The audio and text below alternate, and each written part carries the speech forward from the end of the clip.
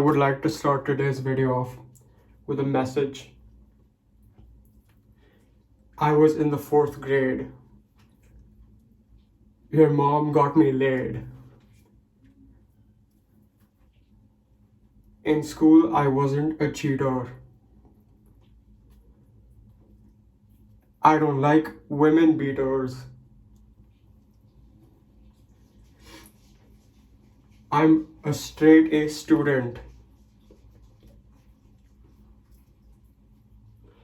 You might call me prudent. Yeah. Alright. So today we're going to be talking about attention spans and how I've noticed people's attention spans actively digressing. And this is like a topic that's like kind of near and dear to my heart because it's something that I've noticed over time a lot, and it just seemed to get worse and worse and worse. So when you're younger and like you're like chilling downstairs with your friends and you're having a good time, and one of them says, "Hey, you've seen this fucking sick video of this kid twerking?" I'm like, what the fuck, that's so weird, but yeah, show me. And they pull out a YouTube video, and it's like they open it up and it's like this crazy like, "Hey, what's up guys, welcome back to another video. What today guys, we're going to be doing the twerking challenge, guys." And it's like this 3-minute long intro with a bunch of like Vine Boom sound. It's like and then you have like this, "Oh hell no," and you have all of these sound effects going on, and like your friend, like they like kind of either watch through that or they just kind of skip to the end of it, and it's like it makes you wonder, like, why are they skipping ahead? Like, why don't they just watch like this 30-second or like a minute long intro or whatever, even if it has like quality content, and they just like skip to the meat of things, which I feel like that is such a liability, like the decreasing attention spans of people when we talk about art, different art forms. If it's like a video essay, I mean, video essays in general, they're usually watched by people who can watch like 40 to 50 minutes of just like someone talking about a piece of media. But what I've noticed is that people, they just skip the fucking intro, and it's annoying as hell. And also, like, especially a lot of channels that cover gaming and stuff, you'll notice. So for example, you have Pyrocynical. His videos have so many fucking edits. It's like they're made for 9-year-olds, like Pyrocynical, PewDiePie. What else can I think of? I'm not sure. But if it's not just like raw like face cam and gameplay, then it's just a shit ton of edits, and it's really like depressing to see that that's the only way you can maintain viewership like throughout a video. Even like a lot of self-improvement and productivity channels are having to do the same thing, where because like everyone's attention spans are decreasing because of TikTok and like Instagram Reels and like all the short form content. Is that to like make someone watch just like a 10-minute video, you have to pack it in with like the most absurd and like the fastest, snappiest edits, and it's terrible. It just makes me feel like, what the fuck are we doing? And like, is there going to be any moderation for this? Like, is there going to be any movement in place to stop this sort of wave of just like really short form content? And the saddest part is that like even on like these 30-40 second long videos, like someone, so I don't know how valid this is, like you can look it up or whatever, but it's like the average like the average person makes a judgment of someone or something within like 0.33 seconds, or 33 milliseconds. I don't know how many milliseconds is in 1 second, but 33 milliseconds. And that kind of leads us to like well, I don't do it as much anymore, but like you look, say you're scrolling through reels and like you look at something and you just like, you look at it for not even one full second, you just scroll past until you like get to like this really like weird like there's like 30 different sound effects in one go. And yeah, that happens. And it's it, and I feel like art is really suffering from it because now creators don't have the the liberty to actually like make a good piece of art that can be like, you know, really like. So usually when you have like, for example, I say like way too much, like to calm myself, deep breath in, deep breath out. Yeah.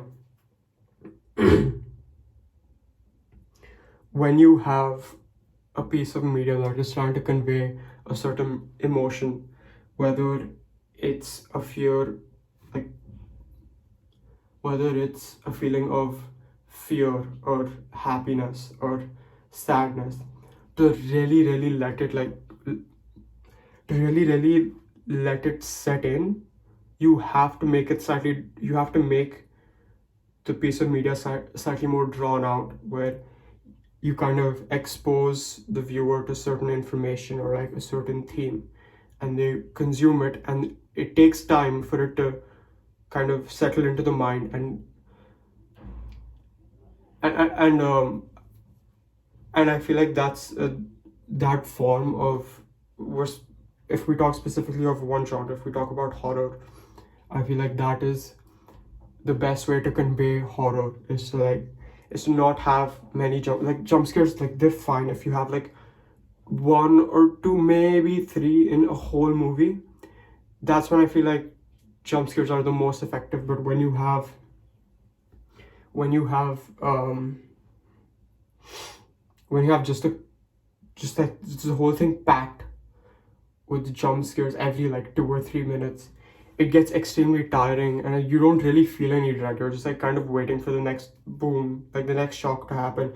And it's very lame because I know so many people who've kind of fallen into that trap. Like that's what they expect from a good horror film. Like that's what they consider to be a good horror film. It's like how many times it can make you jump, which is such a shitty way of evaluating how good a horror film is.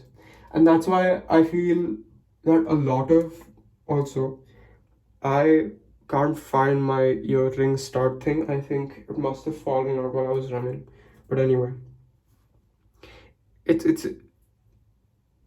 really one of those things where now that I've noticed certain things more and more in terms of media, is that a lot of the most popular media right now, that is like just completely jam packed with a bunch of like things constantly happening. You don't have this really slow build up, and you have this anticipation, like this slow build up where you're just like constantly thinking about what's you're building up to. It gives the viewer time to think. I'm just seeing a lot of like just constant action, just left, right, center, like just things constantly happening. And I really don't like that. And as someone who really enjoys actively critiquing the media they watch, it's it's very difficult for me to really sit down and evaluate how I feel about certain piece of media if it's just constant like things going on. And if we talk about this in terms of rap music, which is a genre that I consume occasionally. Like I've not been listening to as much rap or hip hop as like I was a year ago. I think not even half. But I've noticed that a lot of rappers are like constantly trying to add more and more like really crazy bars. I mean, just in the last couple of years, we've had like some fucking wild lyrics from Drake. You know, the shit about being lesbian, and I like his fruity ass lyrics in the latest album.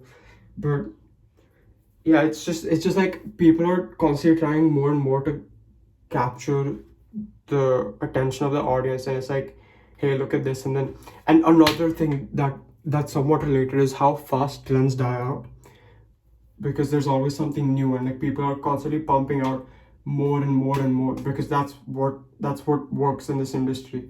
And I think that's how it's going to be for a while, for a couple more years, until people start to get tired of the constant, you know, the constant like waves of like, here, look at this, and then look at this, and like there's this huge thing.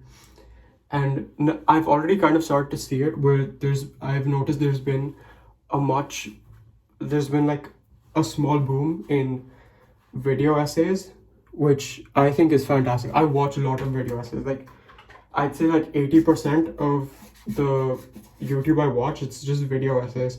Whether it's on politics, it's on certain media, it's on it could be on music, it could be on so many different things. And I think this kind of started with channels like Wendigoon and a lot of political comedy channels. So I really like Olive's son of Sylvia, Olivia. Her name's Olivia, but like I don't know how you pronounce the channel name. And then I watch Kidology a lot. There's a couple others who do like shorter, like 15 to 20 minute content, like Matt Walsh, Abba and Preach. I watch a lot of Hamza Unfiltered, which is like, he just talks about productivity and self-improvement and things like that in like 40, and it's like, it's really unfiltered, and I really enjoy that type of content, because I don't, maybe this goes back to the thing of like requiring constant stimulation, which is something that I have been working on. I have like decreased the urge to be constantly stimulated, where it's like I'm listening to it as like a podcast while I'm like making food or like making chai or something. And I really enjoy that type of content. And I am seeing like more and more people indulge in that, because I think people start to realize that the value they get from slower paced content is a lot higher. It promotes more positive messages, and yeah, it's quite helpful. So yeah, there's that. So yeah, I think it's just something that people need to be more aware of, that how the different industries in media are really trying to promote like really short form, like really eye-catchy content, when it's not necessarily adding the most value. So yeah, I think I'm done for today. I am about to get late for class. I will be back soon. Bye bye. Thank you for watching if you did.